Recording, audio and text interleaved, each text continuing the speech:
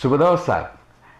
මේ වීඩියෝ එක මම කරන්න හිතුවේ විශේෂයෙන්ම මාත් එක්ක එකතු වෙලා ඉන්න. ඒ කියන්නේ ඩැනියල්ස් බොන්සයි Facebook page එක හරහා, මගේ Facebook ගිණුම හරහා සහ YouTube channel එක හරහා මගේ එකතු වෙලා ඉන්න බොන්සයි යාළුවන්ටයි මේ වීඩියෝ එක. ඔබ දන්නවා මම 2017 ඉඳලා බොන්සයි ගැන නොයෙක් දේ ඔයාලත් එක්ක බෙදාගත්තා. මගේ Facebook පිටුව හරහා සහ මගේ YouTube channel එක හරහා. නමුත් ටික කාලයක් ඉඳලා මට ඒක දිගටම කරගෙන යන්න බැරි වුණා. ගොඩක් අය මාත් සමග පුද්ගලිකව සම්බන්ධ වෙලා ඒගොල්ලන් මගෙන් ප්‍රශ්න කරන්න පටන් ගත්තා. ඇයි ඔයා බොන්සයි කරන එක නැවතුවද? WhatsApp messages එන්න පටන් ගත්තා. Messenger හරහා messages එන්න පටන් ගත්තා.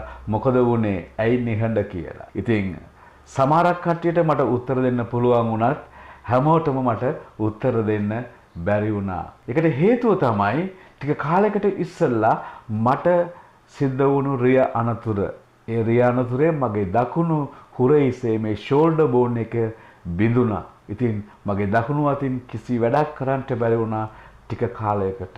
නමුත් ඒක සනීප වේගන යනකොට තවත් අනතුරකට මම නොසිතපු විදියට මට මුණ දෙන්න සිද්ධ වුණා. එක තමයි මගේ මේ වම් අතේ ඇඟිලි පහටම බරපතල හානි වෙන ලෙස අනතුරකට මුණ පාන්න සිද්ධ වුණා.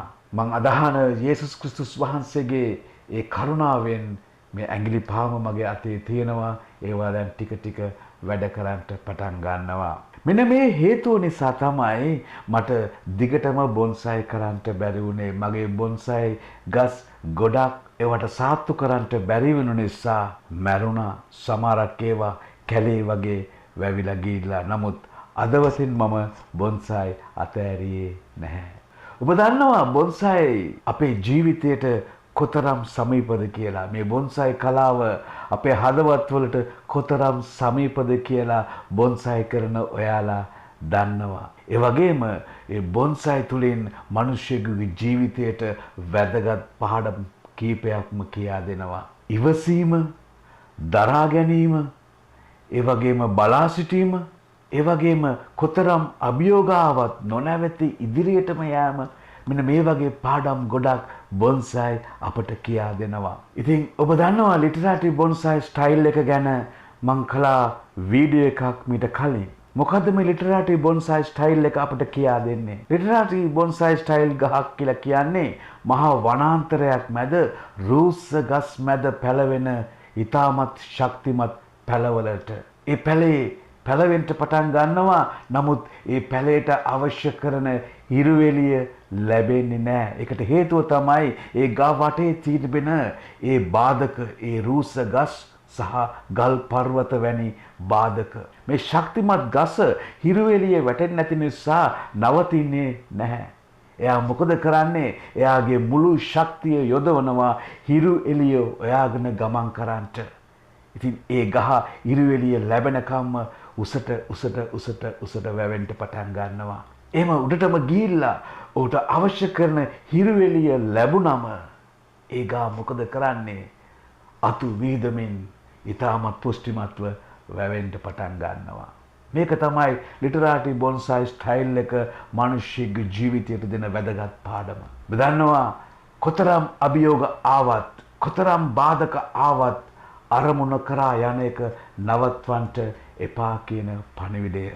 ඉතින් මං අදහන්නා වූ ජේසුස් ක්‍රිස්තුස් වහන්සේගේ කරුණාවෙන් මටත් හැකියාව ලැබුණා මේ ලිටරරි රූපාකාරයෙන් පාඩමක් අරගෙන මේ අභියෝග ජයගෙන නොනවත්වා මගේ ගමන ඉදිරියට යන්න. ඉතින් මම දෙන සුබ පණිවිඩය තමයි මගේ බොන්සයි යාළුවන්ට. මම දැනටමත් මගේ Facebook පිටුව හරහා ලිපි කීපයක් පළ කරන්න පටන් අරන් තිබෙනවා.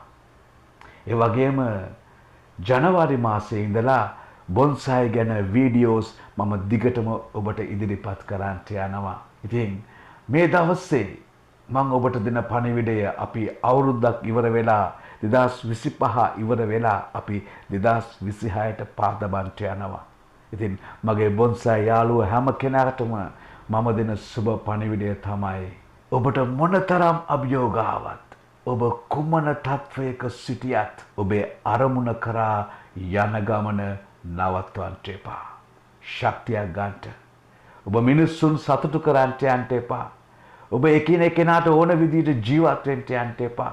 ඔබට එන බාධක දිහා නොබලා ඔබේ අරමුණේ ඒ ජයතඹ කරා ඔබේ ඇස් යොමන විට ඒ දෙස ඔබ බලන විට ඔබට ඔබේ අරමුණ කරා යන්න පුළුවන්. අපි බොන්සයි 2026 අපි අලුත් වසර පටන් ගමු.